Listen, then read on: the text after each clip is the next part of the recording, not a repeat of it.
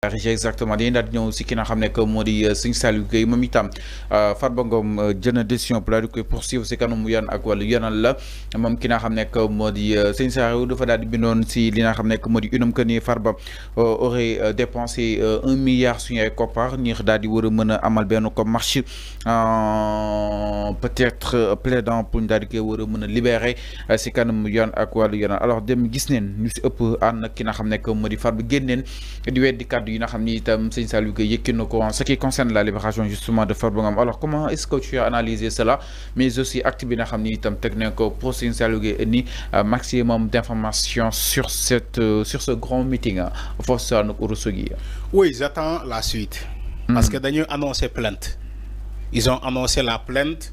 Aujourd'hui, on dit aux Sénégalais, oui, ils ont passé à l'action. Farba Ngom décide de porter plainte Serigne Saliou Gueye et le journal Yor Yor. Moi, j'aimerais avoir la suite. J'attends la suite. Parce que Serigne Saliou Gueye, ni annoncé on fi plainte contre moi, beuré nañu de. Beuré nañu torop ça, torop. Ay plainte. Ouais, ils annoncent une plainte contre le journal Yor Yor. Froisse. Ouais, ils annoncent une plainte contre Serigne Saliou Gueye. Froisse. Dañu gis suite do am. Mais j'aimerais avoir la suite de cette plainte-là. Si c'est réel, moi je ne parle pas dans le cadre de la manipulation. Si des gens essaient de manipuler l'opinion pour dire que oui, ils ont porté plainte contre Serigne Saliou Gueye. J'attends la confirmation de Serigne Saliou Gueye. Bu démé def émission mu wax ko Sénégalais yépp soit mu deugal ni que plainte amna wala mu né Sénégalais tout simplement ben plainte jotaguma ko. Mais en tant que Serigne Saliou Gueye taxaw ne Sénégalais effectivement jot na plainte de la part des avocats de Farba Ngom duma taxaw fi di naan plainte amna. Chaque jour ay journaux bind fi journaux yi chaque jour dañuy bind di ñaata journaux ñoo fi bindoon ay plainte même la plainte de Madiambal Diagne way porte plainte contre Serigne Saliou Gueye, Mamadou Diop autant pour moi. Mohamedou Diop qui était l'ancien directeur des domaines. Et la presse a écrit ici ben journée que ouais, Mamadou Diop a envoyé une citation directe à Serigne Saliou Gueye et Yor Yor. La suite c'est une plainte. Bobo ken gisul plainte bi. Ba légui ken gisul la plainte de Mamadou Gueye. Ba légui ken gisul la plainte de Madiambal Diagne contre Serigne Saliou Gueye, le journal Yor Yor. Ba légui ken gisul la plainte de Cheikh Yérim Seck contre Serigne Saliou Gueye et kenen ak kenen. Je peux en citer beaucoup de gens ñoo xamantene dañoo annoncé won fi une plainte contre Serigne Saliou Gueye. Mais gisuñu ko. On n'a jamais vu ces plaintes là. Moy dañuy dem ci presse bi rek ñu alimenter presse waaye dans les jours à venir nous comment dirais-je nous allons porter plainte contre le journal Yor Yor dans les jours à venir. Ba légui ken gisul. Aujourd'hui, c'est le tour de Farba Ngom et ses avocats. On nous dit Farba et ses avocats ont décidé de porter plainte Serigne Saliou Gueye. Ils ont décidé de porter plainte. Maintenant, on va attendre la suite de voir et la confirmation aussi de Serigne Saliou Gueye. Parce que moi, qu'est-ce que là il dégloudé? Moi, qu'est-ce que là il déglou pour me confirmer Sénégalais ni que jot na plainte bi envoyé nañu ma plainte bi déchargé naa ko ni que damay dem wéy ji ba sa sangam ni que Farba Ngom moo porté plainte loolu lay xar mais leneen li may yokk dama ne à 99% wax naa ko démb.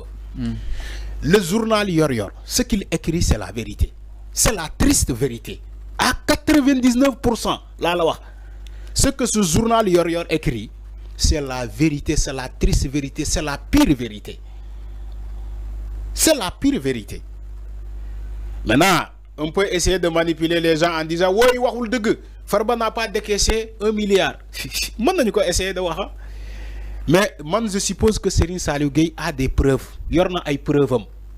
Parce qu'un tel journal réputé être un journal véridique, un journal professionnel, doit aussi avoir des preuves avant d'écrire ce genre de choses. Que l'on, je crois que ils sont professionnels, ils sont toujours dans ça. Ils ont leurs preuves, bala ñuy publier quoi que ce soit. Moo tax ma ne man maa ngi xaar la suite de la plainte qui a été annoncée maa ngi xaar la suite lii laay wax ngum ba keroog Serigne Saliou confirmé ni que jot naa plainte maa ngi xaar loolu. xalaat na lu toll si benn milliard ñu jël ko di ko def si ay meeting exactement c'est-à-dire ak Farba kan fan la ko war a mën a dekkee si kan moo koy gérer xaalis bi fan la jóge entre autres am na loo xam ne quand même su ko xalaatee dem si à la profondeur mën nañ jàpp ni franchement que information bi peut-être pour mu wér amaan na ni donc Farba dina teg ay stratégie am concrètement. Fallou en matière de politique xel xalaat na lu ëpp loolu. Il s'agit de la politique. La manifestation, c'est de la politique. Il faut voir la manifestation qu'ils ont organisée à Matam, au Fouta. Mais c'est purement politique. C'est une manifestation politique. En matière de politique, hel khalat na lu ëpp lolu. Farba ci bopam ci politique dafa doon jël xaalis diko sandi mëna ñi ñi for leen. Ci politique pour te dire que en matière de politique, les 1 milliard qu'ils ont annoncé, ce n'est rien du tout. Pour les politiciens là, c'est une philosophie. Nous n'y doré. Pour capter la masse, ils cherchent de l'électorat. Te électorat d'Aflen Djaral Lune. Tu me dis, oui, c'est vrai que tu peux le dire. Est-ce que Hel Khalat Nako, Hel Khalat na lu opololo? Selon les informations, ils ont dit simplement que ils ont décaissé 1 milliard. Mais j'ai dit que est-ce que pour 1 milliard?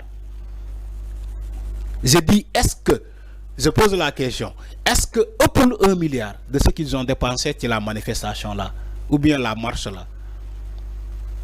Il s'agit d'une marche politique. Maintenant, pour 100 milliards. Maintenant,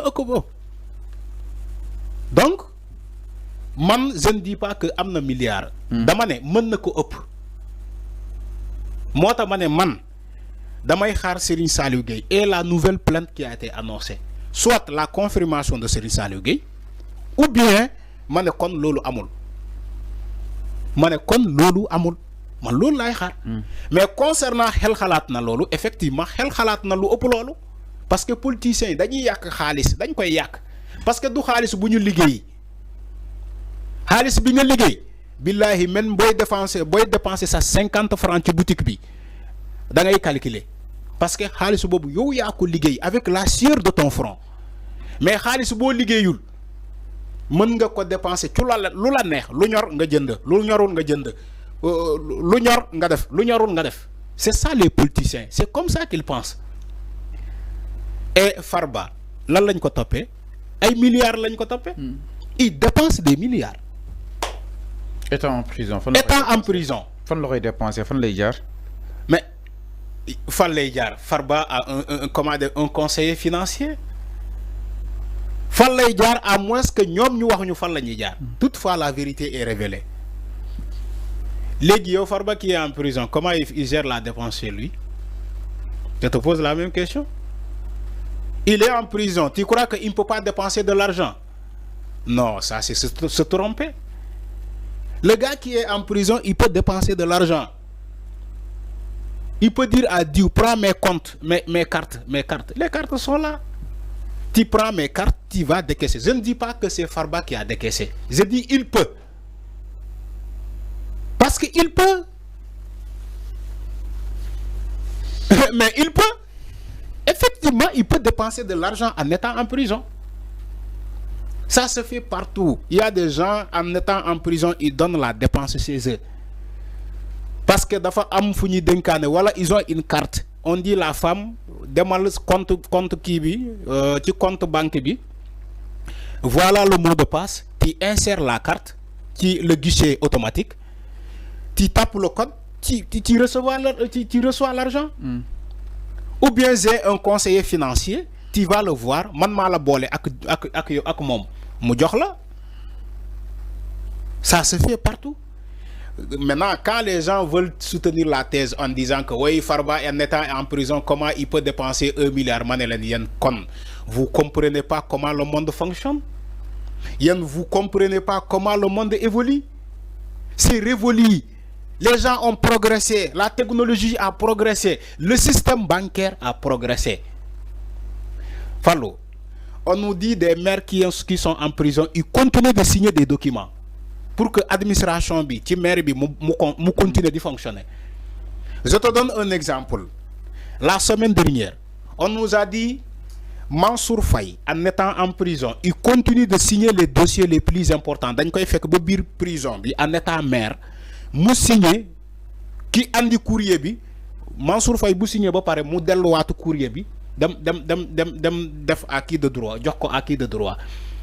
Donc quelqu'un qui est en prison, il peut continuer de contribuer au fonctionnement, au mode de fonctionnement de la société ou bien de l'administration. Comme le cas de Mansour Faye que j'étais donné, un maire. Ñaata maire lañu dugaloon kaso et il continue de signer des dossiers administratifs, des documents administratifs.